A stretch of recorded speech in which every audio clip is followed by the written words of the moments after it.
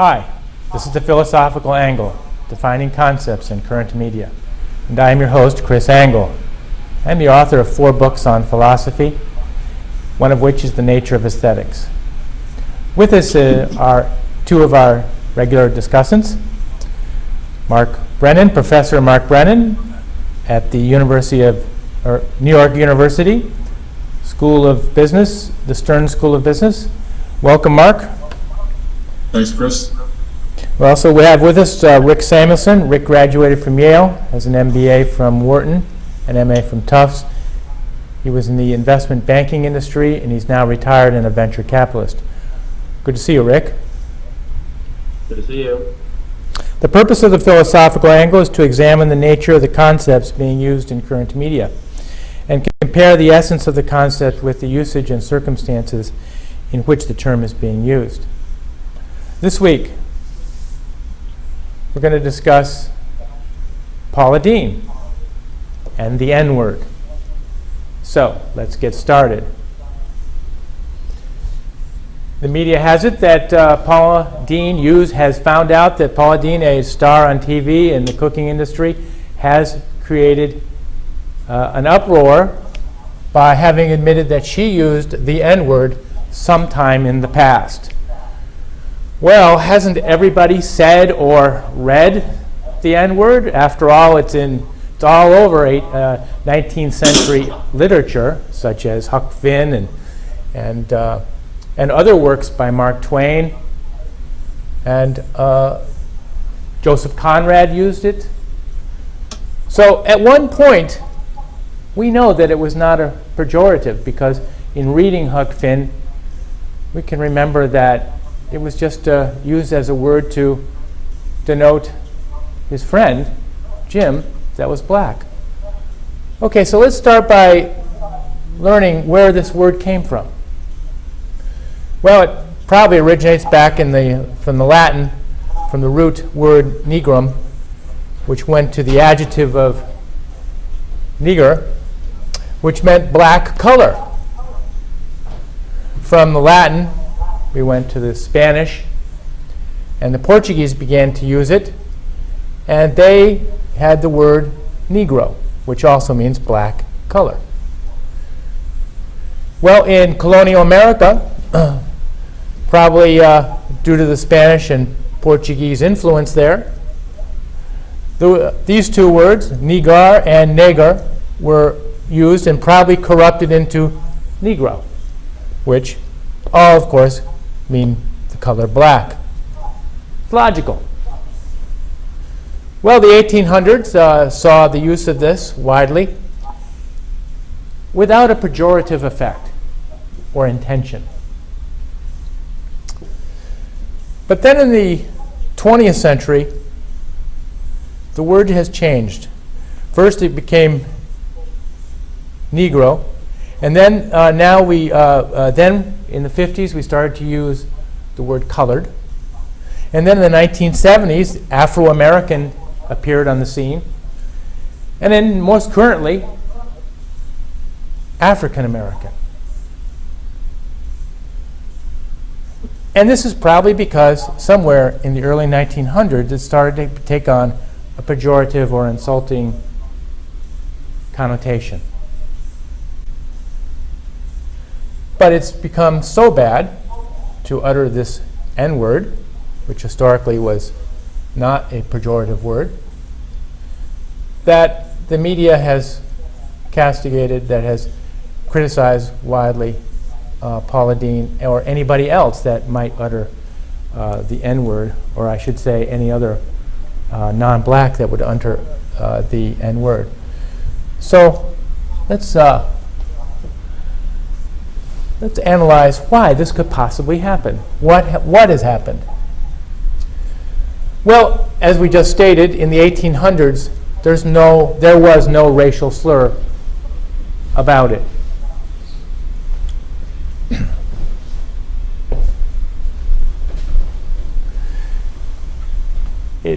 But now it has a pejorative effect. And why the changes? Well, there have been other cultures in the United States. There are Asian, Hispanic, Italian, Jewish, and they all have slurs. In addition to the N-word, we've got other slurs. Asian, gook, Hispanic, spick, Italian, wop, greaser, trailer trash, white trash for everybody else. So we have plenty of pejoratives in the language, but they haven't morphed, whereas the N-word has morphed. So, why is this? I would like to offer that the reason is that in every culture there are non-productive and there are productive elements of a society. The N-word has become a slur, and it's a denigration, and the reason is that it stays with the non-productive in society. And the productive, if you notice that when a person is expending his time and his effort and his information and knowledge to produce something or try to do something, the slurs disappear. No, there's no racism. Prominent members in the black community who have produced things, who have become presidents of companies, who are working in society, there is no racism here. There is no slur. And same with the others. Once all these other pejoratives, they disappear once the individual begins to produce and becomes an effective part of society. The tension disappears. And why is that? That's because in culture, which is that which we produce, there's behavioral culture, which is what we produce by behavior, and then there's production culture. That's the physical goods that we produce. These are examples of culture, and they come from our production of goods and services. And these goods and services bring us up from misery. And so that's why we produce, we buy them. We produce them in order to consume these goods and services. And the way we do that is through cooperation to produce. And we produce, and that's cooperation. In the cooperation, we realize that the other is important to us in producing these goods and services. And from that, we get respect. And with respect, the slurs disappear, and only productive effort remains, and racism disappears. Enough said. Perhaps let's go to our panelists and see what they feel about the Paula Deen result in the media. Go ahead, guys. Anybody want to start off? Well, of course, the commentary in the press has alluded to the whole racial grievance industry, and it seems pretty clear that there's a lot of mileage.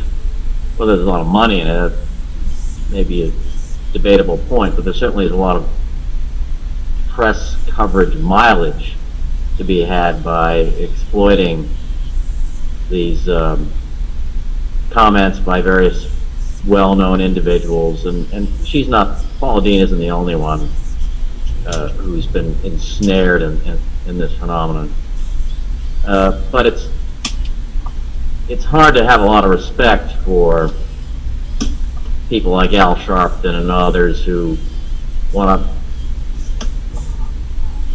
raise the flag of racial profiling at every turn, even in the presence of the slightest comment, and use it for their own self-promotion. There was an interesting editorial by a professor at Stanford, black professor actually, Steele, about how small these individuals are compared to the original leaders of the civil rights movement. I mean, who were facing police dogs and tear gas and days or months or weeks in jail and so forth. There were real consequences to what they were doing.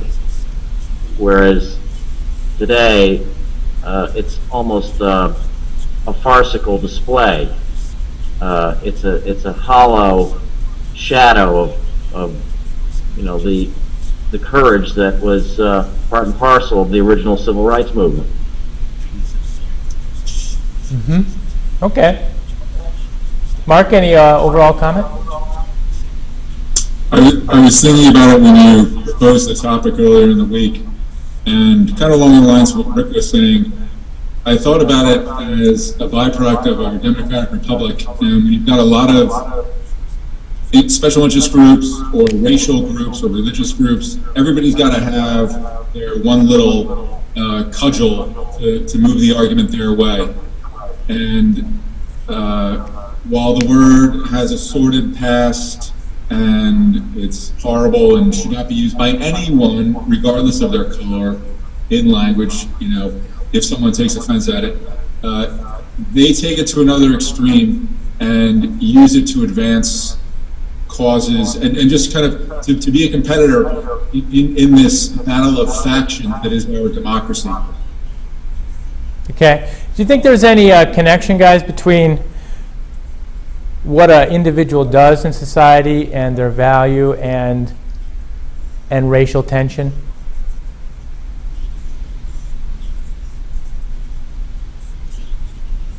Any connection?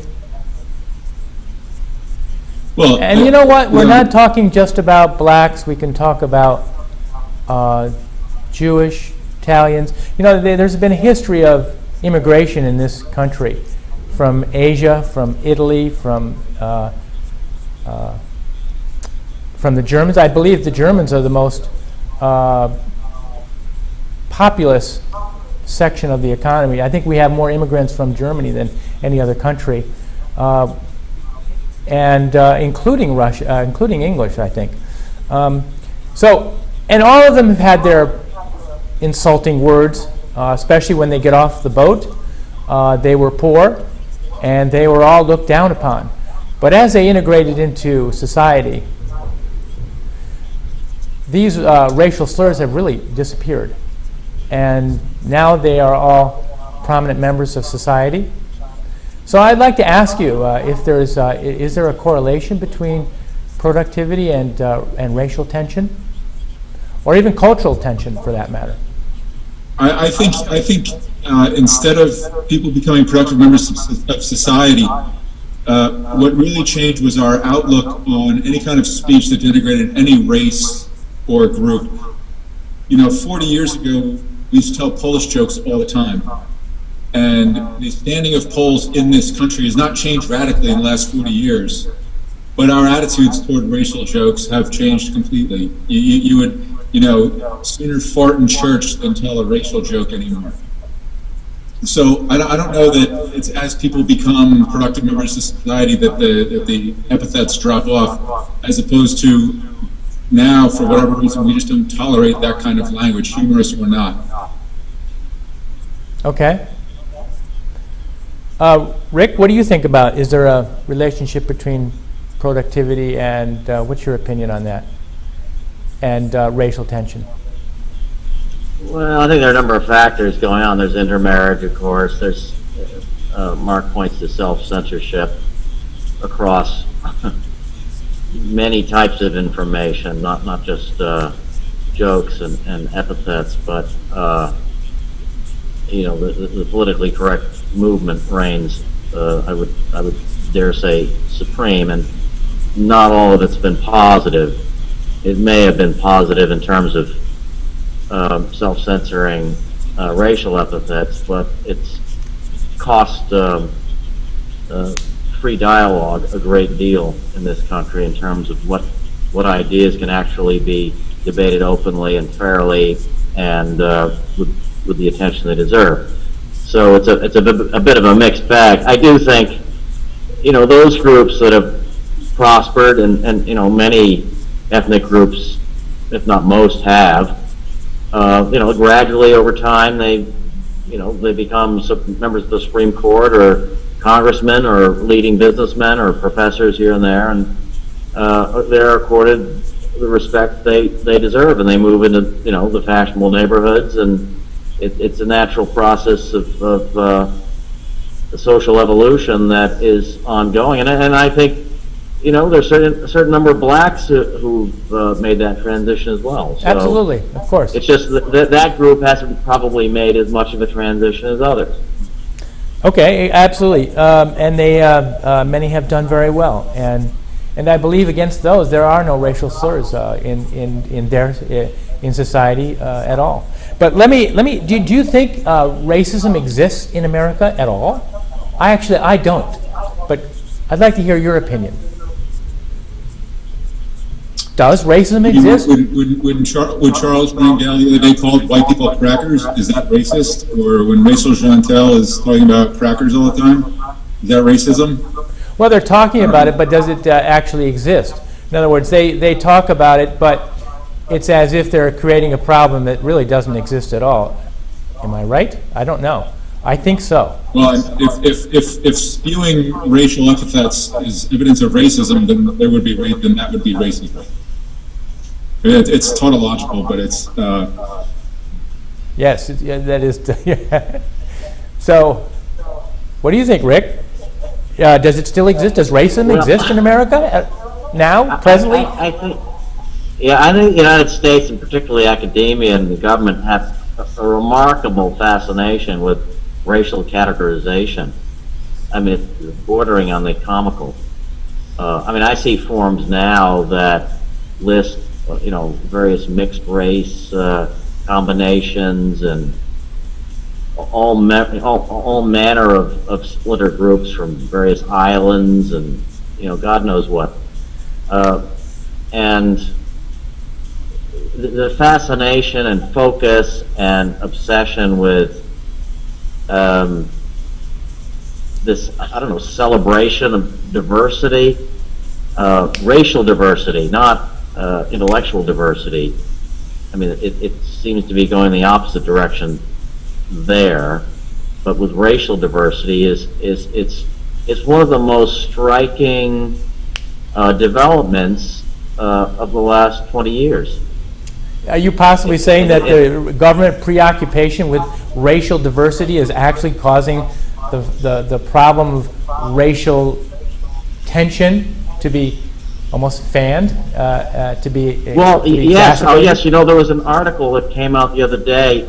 There's a group of kids in one of the southern universities. I forwarded it to you. That want to establish, a white students' union. So, it's the logical outgrowth of, the various black and Indian and whatever Asian student unions or cultural groups that have been established across campuses all over the United States. This is unavoidable and a logical conclusion to a phenomenon we've observed for many years now. Is the government trying to keep racism alive as a problem in our society? Are they actually making it a problem where it doesn't exist? As you mentioned on the forums, it has all these racial denotations. It's got. Well, I'll give you. Okay, let me give you an entirely different model for how students are admitted that exists in France. Okay, if you apply to university in France, to the elite universities, all that matters is how well you do on a national test. Okay, they don't look at your racial background. They don't look at your economic circumstances. All that matters is how you perform on that test. And in fact, in the most elite of these universities, you are paid to go to school. Okay? Wow. That's at one extreme. And Right. when I was with a group from Yale, we met with these chaps over there, and we were touting, how inclusive Yale is and trying to include numerous races and various groups and so on and so forth. And they said, well, actually, no, your system's not fair. Our system is fair because we base admission on a very transparent standard that anyone can understand. Okay. So, Pretty logical. Whether that's the better system, you can debate that. But that's their point of view. They think we're unfair. Chris, we do that here too. I think we talked about this before at say Stuyvesant High School here in New York City. It's purely based on merit. If we look at the kind of pie chart or the racial breakdown of the incoming class at Stuyvesant, it looks nothing like the racial pie chart of New York City. And for that reason, people are getting upset because they assume that, well, if we have 50% orange people, Stuyvesant should be 50% orange and 27% green and 32% blue or whatever it is. And it's not that way. And I can promise you what will happen soon enough will be that Stuyvesant will eventually have to scrap its merit-based test and start to kowtow some kind of racial line pushed by the racial grievance industry to make sure that the incoming classes at Stuyvesant are similar to the racial breakdown of the 5 boroughs of New York City. Is there a Just way, a matter of time. with the few minutes we have left to speak, is there a way to diminish these racial tensions that exist? If they exist, they exist anyway, at least on TV, and somewhat they exist on the streets, as we can see certainly in the news. So is there a way to decrease it going forward? Anybody? Stop talking about it. Stop talking about it. I agree. Stop talking about it as if it were a problem when it really is not a big problem at all. I don't think. Any comments on the trial? The Zimmerman trial was, I think, both the prosecution and the defense seemed to indicate that race was not a problem or was not a point of issue in the trial, but yet the media, it seems to be all over the media that race is a point of issue in the trial. Why the discrepancy? If you, as they say in law, if you can't argue the facts, argue the law. If you can't argue the law, argue the facts. So they lost the case on its merits, on its legal merits. Now let's argue about something else instead. Yeah, probably. Yeah, I think you're right.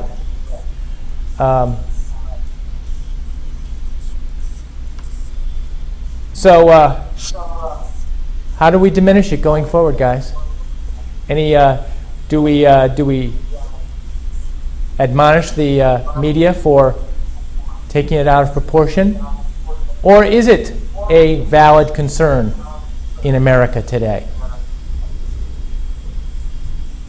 Well, I think it's a valid concern to the extent that it displaces discussion of substantive issues, and therein lies, a real danger for the public because it's inherently divisive. And as you find more campuses that are now establishing white unions, I mean, we've reached the ultimate level potentially of divisiveness as kind of the lens through which we view our place in a university or in society more broadly. So we're not bound together by an ideal. We are, members of a particular race or group or ethnic whatever, and that's our primary identity, not what we think, but what we look like. Okay. Mark, any final? We've just got here one last moment. The before we have to conclude? Well, we haven't been doing a very good job of whatever these racial tensions are, easing them the last decade. So I would suggest that everything we've done for the last decade has been a bad idea. So let's try something different. Okay. I'd like to leave with a quotation from the movie Full Metal Jacket. And it was, as the Marine Gunny Sergeant Hartman said, and I quote, "There is no racial bigotry here. We do not look down on niggers, kikes, wops, or greasers, because here you are all equally worthless." I thought that was rather apropos of today's conversation, because everybody has worth in our society. And so thanks for joining us, and we'll see you next week on The Philosophical Angle. Thanks, guys, for being here.